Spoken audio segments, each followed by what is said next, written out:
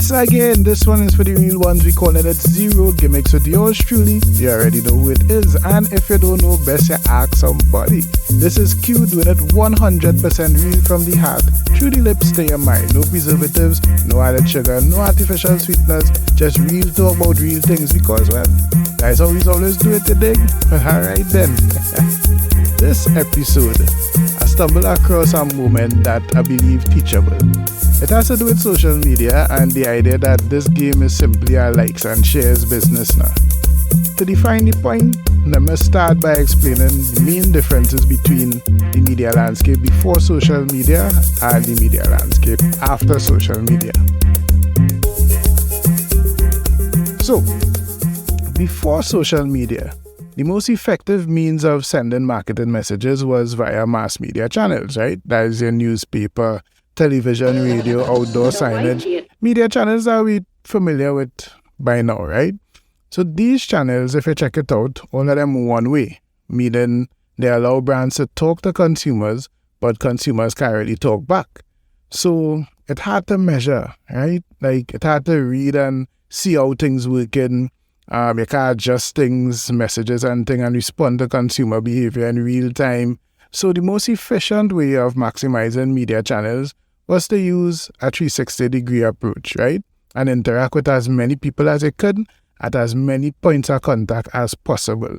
And then you hope that out of that wide net of people that you trap, that you engage, I should say, you find people who would use word of mouth and tell other people about it. And then even a smaller set of that, you want a smaller subset of that group who will actually be driven to make a purchase. That is how that used to work. You dig?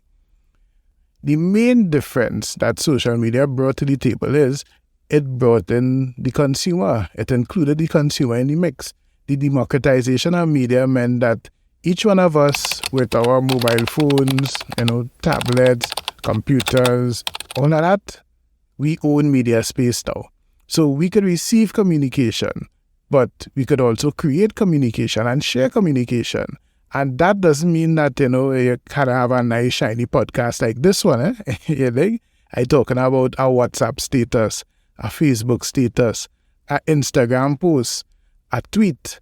All that is media, So what that means for brands is now you could measure. Now you could know exactly who you're talking to and what their interests are. No more need for that wide net. The challenge is no longer to speak to the largest group of people. The challenge is now to speak to the most powerful group of people. And that's people who identify themselves as interested in something that a brand could embrace. People who would engage with your idea and actively share your idea in a manner that it creates behavior change. So we're not talking about the people who click like. We're not talking about the people who will comment and say things like, give the marketing team a raise. We're not talking about the people who go down and comment, recipe please, and then never try it, or that looks delicious and never buy it. Your most powerful group of people, that is the doers. And it usually have a very small group of actual doers. They, however, expose your idea to lots of people. And get this, I'm talking about both online and in real life. They lend to your brand a type of peer-to-peer endorsement that is like peer-to-peer on steroids. And that's the benefit of social media. They drive behavior change not only in themselves, but in the many others that looking on. You dig? And now, this is not just my opinion, I come up with this theory, or like I just had a bad feeling which I should be drinking some Edos or Pepto-Bismol for, This is tried and tested strategy. For starters, this is social creativity training from DDB that a few of us got in the late 2000s. Yeah, 2000s are talking about. That is how long this shit changed, right? And that was the strategy behind promoting one of the biggest events that Trinidad ever saw, which is Red Bull Flu Tag. That's a project that I was the social creativity hefe on, alongside creative director Anthony Burnley and managing director of DDB Tribal, Robert DeGans, right? What we did was we seeded content in interesting ways that made people talk about the event everywhere.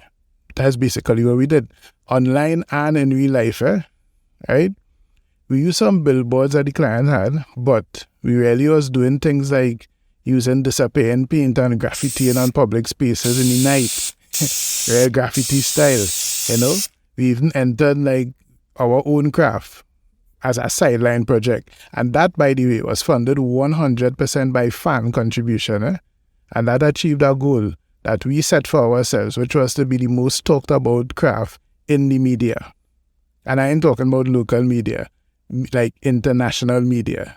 You think? And we followed that same strategy to achieve that. And we did it, by the way.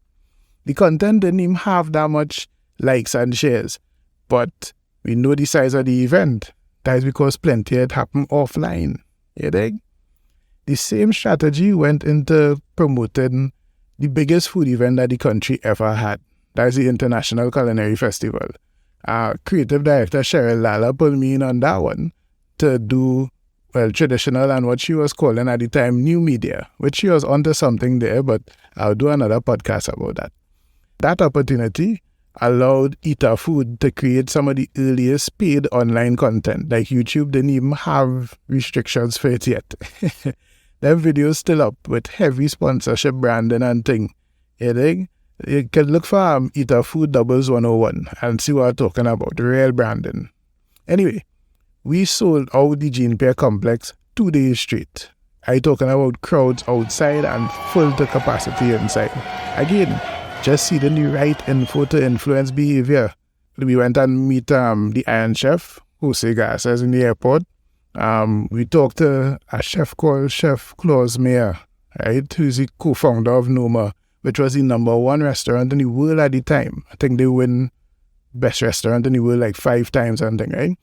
We designed them videos to appeal to people who care about them kind of things now and influence them to bring their friends and family to the event. We don't have to talk to all their friends and family, just talk to them and them go move them. That's all they need. Even recently, we did a short video series for Quartz called Kicks in the Kitchen. And we uploaded the first video on a Friday evening featuring the Power Smokeless Grill. And we directed people to shopquartz.com, right? Sunday morning, no more smokeless grills available for purchase.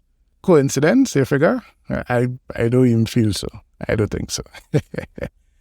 But what prompted me to do this particular episode was a random but powerful pair of responses to our Facebook status that I think is a real example of the true power of influence, right? So I posted this status on Friday, and the status was a TGIF status that was following the Christmas song. And understanding that the people that's come on my profile to check what I'm talking about go be moved to engage with it, not in a passive manner, but they will hear the song in their heads and they'll sing along to it and create their scenes, right? I also didn't do the whole song on purpose because, again, the people that's come on my scene, they like to get involved. And I know somebody would have started to write lyrics and things. You think? I mean, it's a normal thing on my profile for them kind of things happen. I have status updates on Facebook with about 1,200 responses and things. You think? So, true to form, 1 hour after posting, Donna D posted the first set of lyrics completing the verse. Shout out to Maurice Burke too, who did the same after an hour, right? An hour after Donna had posted hers. But then Aliyah Abood sent what people in the comments always be asking for, an actual rendition. And that is the power of social media. Influencing people to use their share of the media space to execute your ideas. Whatever them ideas might be. It might be, come and try my restaurant, might be buy these clothes, might be bank with us. All you have to do is offer them something that they're passionate about or they're interested in, associate that with a cause that they believe in or solve an issue that's disturbing them, get them a platform to showcase their skills, entertain them, whatever. They'll reward you with their support. So, in the spirit of that, to wrap up this episode, performing via cell phone her own rendition of my Friday status with additional lyrics from Donna D. Ladies, and $200 is enough for a date. Give it up for Aliyah Abood.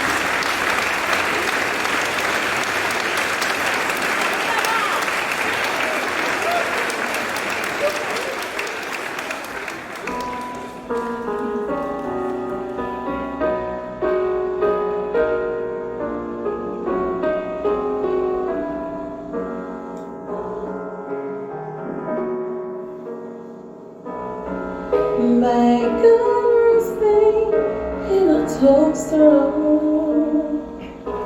Lasko breeze nipping at my nose. Old school rap being played from YouTube, and many proposals getting composed. Everybody knows Friday is a happy day, because we living Friday night, making sure to eat well today, because we're going to beat some old that white. We know that Wednesday's on his way. He's stressed for the drink and he ain't going to play. And all his partners know for a while that Quincy means what he says all the time. And so I felt him jumping on this train to say what I felt too. And so it's been said before now and today. Enjoy your Friday.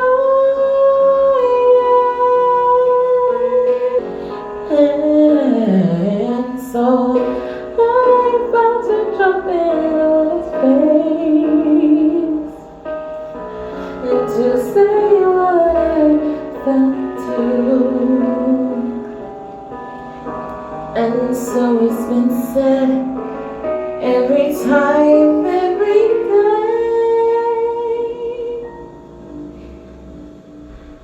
Happy Friday, happy Friday to